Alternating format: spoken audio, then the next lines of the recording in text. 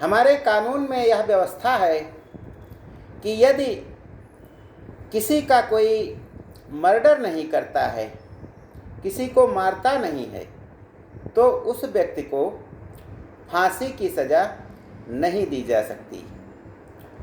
फिर भी फांसी की सज़ा दी गई है। तो आइए ज्ञान गंगा के इस 3 पत्ती कार्यक्रम में हम जानते हैं कि वह कौन था जिसे फांसी की सज़ा दी गई थी, किंतु उसने अपने जीवन भर में किसी का मर्डर नहीं किया था, किसी की हत्या नहीं की थी।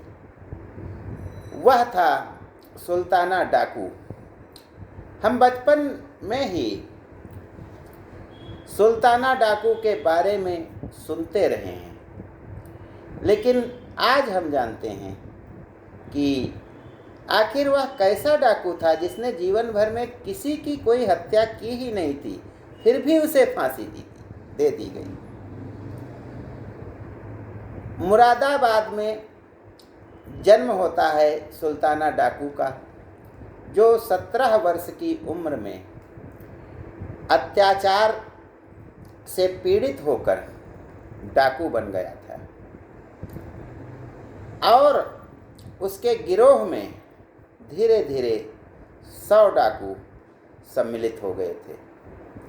उसका काम था अंग्रेज़ों का खजाना लूटना और जो जमींदार जनता का शोषण करते हैं, जनता के प्रति तरह तरह के अत्याचार करते हैं, उनको परेशान करना, उनको सज़ा देना,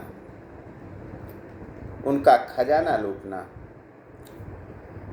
सुल्ताना डाकू ने नजीबाबाद जंगल और नजीबाबाद जंगल में जो किला था उसको अपना ठिकाना बनाया, जहां वह 100 डाकुओं के गिरोह के साथ रहता था। अंग्रेज़ों का खजाना लूटता था, जमींदारों को लूटता था और लूट का जो माल मिलता था, सोना चांदी रुपया पैसा, सब अपना खर्चा और अपने गिरोह का खर्चा निकाल लेता था और बाकी सारा का सारा धन वह गरीबों में बांट देता था। इसीलिए सारे गरीब लोग, गरीब जनता उसे अपना मसीहा मानती थी। लड़कियों की शादी जब गरीबों की होती थी तो सारा खर्चा सुल्ताना डाकू देता था, जिसकी वजह से कोई भी उसे पकड़ नहीं पाया, क्योंकि उसे आम जनता का समर्थन प्राप्त था। अंग्रेज सरकार अपना खजाना लूटे जाने से बहुत परेशान हुई। जमींदारों ने भी अंग्रेज सरकार पर दबाव बनाया कि यह डाकू हमारा माल लूट ले जाता है, इसको जल्दी पकड़िए। तब एक अंग्रेज अफसर जिम कार्बेट को यह कार्य सौंपा गया कि सुल्ताना डाकू को पकड़िए। 300 सैनिक जिम कार्बेट के साथ में लगा दिए गए। ये वही जिम कार्बेट हैं जिनके नाम पर एक जिम कार्बेट नेशनल पार्क बना है। 300 सैनिकों सहित जिम कार्बेट जंगल जंगल घूमते रहे, लेकिन सुल्ताना डाकू को नहीं पाए, क्योंकि आम जनता उसके बारे में कुछ बताती ही नहीं थी किसी को। जब जिम कार्बेट से यह काम नहीं हुआ तो एक महिला अंग्रेज अफसर फ्रेडी यंग को सुल्ताना डाकू को पकड़ने का काम दिया गया और सुल्ताना डाकू के एक साथी की गद्दारी के कारण 1923 में सुल्ताना डाकू को फ्रेडी यंग ने पकड़ लिया। उसके सारे साथियों तथा सुल्ताना डाकू सबको नैनीताल की जेल में डाल दिया गया और सुल्ताना डाकू ने चूंकि कोई मर्डर नहीं किया था, इसलिए उस पर एक मुखिया की हत्या का झूठा इल्ज़ाम लगाया गया और वह सिद्ध भी कर दिया गया, क्योंकि अंग्रेज फांसी देना चाहते थे उसे। 15 साथियों को, सुल्ताना डाकू के 15 साथियों को काला पानी की सज़ा दी गई, जहां से वे वापस ही नहीं आ पाए अंडमान निकोबार की जेल से। और 7 महीने बाद, गिरफ्तारी के 7 महीने बाद सुल्ताना डाकू को फांसी पर लटका दिया गया। गरीब जनता उसके लिए रोई। वह इतना विख्यात था गरीबों की मदद के लिए कि सारे क्षेत्र की जनता उसे अपना मसीहा मानती थी। और सुल्ताना डाकू की तुलना रॉबिन हुड डाकू से की जाती थी। वह भी ऐसे ही करता था कार्य। सुल्ताना डाकू की वीरता से प्रभावित होकर एक लड़की उसकी फैन बन गई थी, प्यार करने लगी थी, जिसका नाम पुतली बाई था। पुतली बाई भी डाकू बनी और उसने सुल्ताना डाकू के पद चिन्हों पर चलते हुए गरीबों की सहायता की। सुल्ताना डाकू राणा प्रताप का बड़ा फैन था और इसीलिए उसने अपने घोड़े का नाम चेतक रखा था। यह कहानी थी सुल्ताना डाकू की, जिसने अपने डाकू जीवन काल में कोई हत्या नहीं की थी, फिर भी वह डाकुओं का सिरमौर बन गया था। उसके जैसा कोई डाकू नहीं था। आइए ज्ञान गंगा में हम अगली बात करते हैं कि जो घोड़े होते हैं वे खड़े खड़े कैसे सो लेते हैं। हम लोगों ने सबने घोड़ों को देखा है, लेकिन बहुत कम लोगों ने किसी घोड़े को बैठे हुए देखा होगा। घोड़ा हमेशा खड़ा मिलता है, क्योंकि वह खड़े खड़े ही विश्राम कर लेता है और खड़े खड़े ही सो लेता है। यह भी उल्लेखनीय है कि घोड़ा 24 घंटे में केवल 15-20 मिनट की नींद लेता है, और वह भी खड़े खड़े।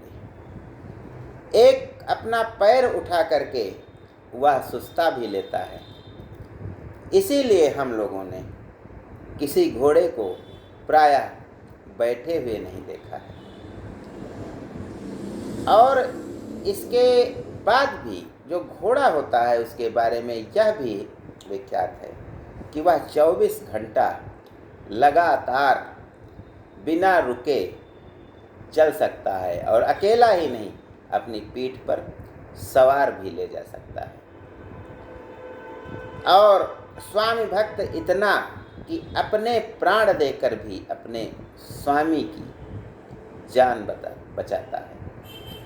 इसीलिए घोड़े की सवारी जब तक मोटरसाइकिल और साइकिल नहीं आई थी, तब तक हमारे देश नहीं, सारी दुनिया में लोग घोड़े की ही सवारी करते थे।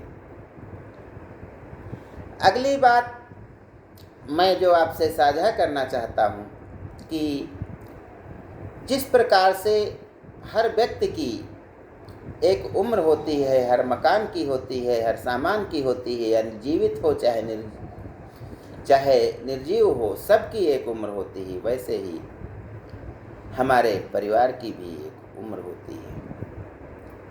और समय समय पर परिवार अपडेट होते रहते हैं। पुरानी बातें जो तब प्रचलन में थी वे आज दूर हो गई हैं। तो आइए हम जानते हैं कि 25-30 साल पहले परिवार जो होते थे उनमें और आज के परिवार में क्या अंतर हो गया है। 25-30 साल पहले घर में एक टीवी हुआ करता था और घर के सारे सदस्य उसके सामने बैठ कर के नाटक देखते थे, फिल्म देखते थे।